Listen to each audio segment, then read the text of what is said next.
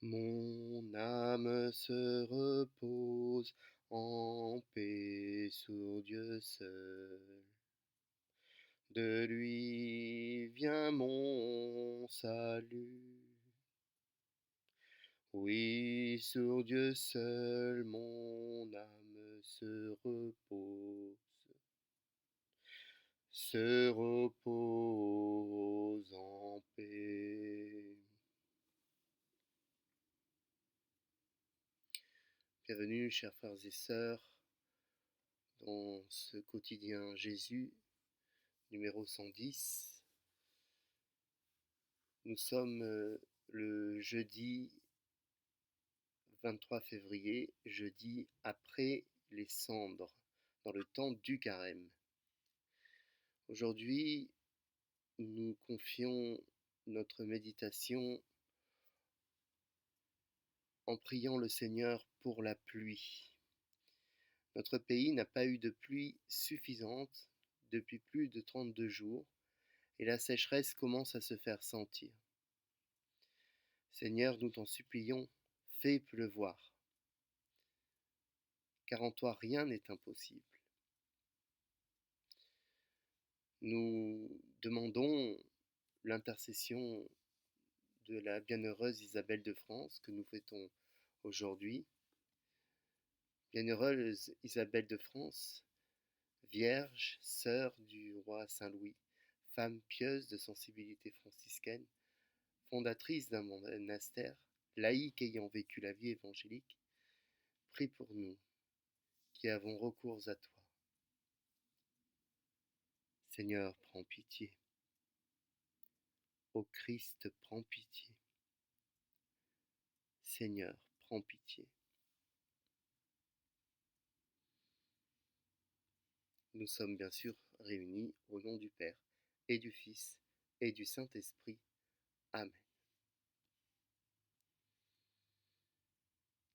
Frères et sœurs, n'oubliez pas de laisser vos commentaires sur le site et ainsi que vos intentions de prière. Je publie toutes les intentions de prière, ça fait un moment que j'en ai pas eu.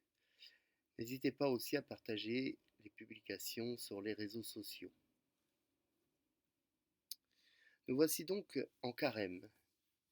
Tout au long de ces 40 jours, journées offertes au Seigneur et à nous-mêmes, je ferai un décompte qu'il est important d'expliquer. En effet, si toutefois nous comptons du mercredi des cendres jusqu'au vendredi saint, nous trouverons 46. Or, l'Église aime les comptes ronds, en lien ici avec les 40 jours de Jésus dans le désert. En fait, il nous faut enlever le dimanche, qui est jour de la résurrection et qui prime sur le carême. En enlevant les 6 dimanches de carême, nous avons bien 40 jours. Le compte est bon. Aujourd'hui, dans les textes proposés par la liturgie, nous avons un passage du Deutéronome dans lequel Moïse s'adresse à nous et nous exhorte à choisir la vie et non la mort, le chemin de la vie et non le chemin de la mort. Nous lisons un passage du chapitre 9 de l'Évangile de Jésus-Christ selon saint Luc. En ce temps-là, Jésus disait à ses disciples: Il faut que le Fils de l'homme souffre beaucoup, qu'il soit rejeté par les anciens, les grands prêtres et les scribes, qu'il soit tué et que le 3e jour il ressuscite. Il leur disait à tous: Celui qui veut marcher à ma suite, qu'il renonce à lui-même, qu'il prenne sa croix chaque jour et qu'il me suive. Car celui qui veut sauver sa vie la perdra, mais celui qui perdra sa vie à cause de moi la sauvera. Quel avantage un homme aura-t-il à gagner le monde entier s'il se perd ou se ruine lui-même?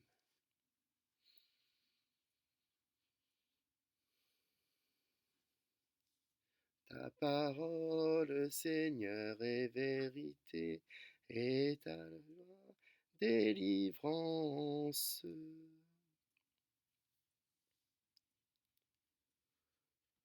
Aujourd'hui, je médite sur le choix de la vie et de la croix. Est-il paradoxal de dire qu'en choisissant la croix, nous choisissons la vie? D'un premier abord, peut-être. Si, en t'entendant, Seigneur Jésus, annoncer ta passion et ta mort, nous nous arrêtons là, horrifiés, si nous restons bloqués sur ton corps déformé, accroché à la croix, alors oui, il y a un paradoxe. Mais sachons que le paradoxe est le propre du malin qui essaye de nous détourner de la vérité. Car la vérité ici, c'est qu'au troisième jour après ta mort, le dimanche, tu ressuscites, tu reprends vie, et tu nous apparais dans ton corps glorifié, avec les stigmates des blessures des clous et de la lance. Dès lors, nous comprenons ce que veut dire vénérer la croix. Non pas adorer l'instrument de la torture, mais adorer le seul qu'on puisse adorer, toi, Jésus-Christ, qui t'es donné pour nous, pour notre salut, pleinement homme et pleinement Dieu, et qui revient dans la gloire nous montrer ta victoire sur la mort. Lorsque j'entre dans une église que je ne connais pas, je cherche deux choses, la petite lumière rouge du Saint-Sacrement et la croix. Alors et alors seulement, je peux prier et en faire le tour. En t'observant sur la croix, nous te voyons souffrant, mais aussi les bras ouverts, prêts à nous accueillir et nous conduire à la vie, celle qui est éternelle, celle qui est pleinement et véritablement présente dans l'hostie consacrée, ton vrai corps. En prenant notre croix, nous avons le courage de ne pas laisser à d'autres cette dernière. Celui qui, par lâcheté ou faiblesse, noie ses problèmes dans l'alcool ou la drogue ou la luxure, celui-là ne prend pas sa croix, et ce sont ceux qui l'entourent qui en souffrent. Quant à l'autre, celui qui crie après le monde, qui court après le monde, marchant sur les têtes, rejetant l'idée même d'effort pour arriver au sommet, celui-là a déjà sa récompense. Mais il lui sera plus difficile que pour un chameau de passer par le trou d'une aiguille. Moïse nous le disait déjà dans le Deutéronome. Nous qui sommes des êtres de raison avons le choix entre le chemin de la vie et celui de la mort. En rejetant Dieu, en adorant les faux dieux de ce temps que sont l'argent, le pouvoir, la guerre, c'est la mort qui nous attend. En restant fidèles aux commandements du Seigneur, même lorsqu'ils sont durs, sans le savoir, nous allons du côté de la vie. C'est la sagesse du poids de nos croix. Oui, la croix est lourde, mais en avançant, en nous délestant de nos péchés, elle devient plus légère. Au fur et à mesure, toi, Seigneur, tu prends notre fardeau pour nous laisser un joug léger. Tel est le bon sens. Par toi et toi seul, nous pouvons surmonter les épreuves de l'existence. Choisissons la vie par la croix qui conduit à la résurrection. Qu'il en soit ainsi.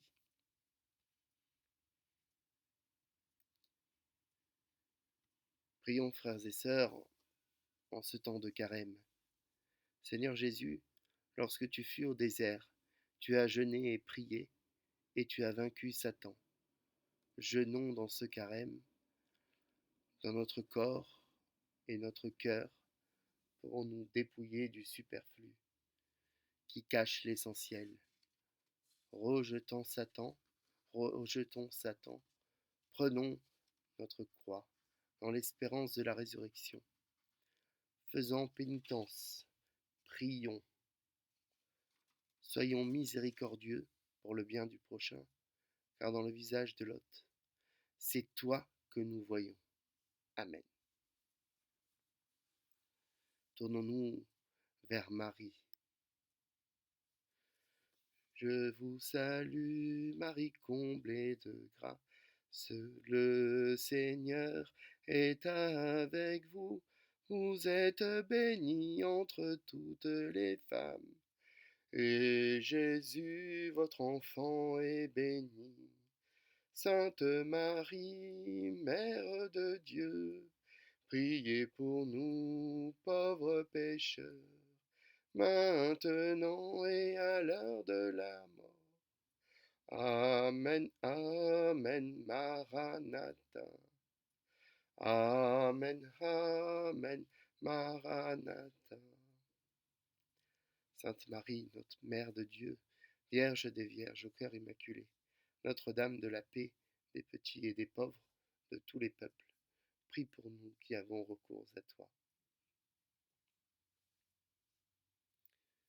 Je vous souhaite, frères et sœurs, une bonne journée dans le Christ, dans ce temps de carême, dans ce temps de pénitence, mais aussi dans ce temps de joie simple. Bonne journée à tous et à chacun.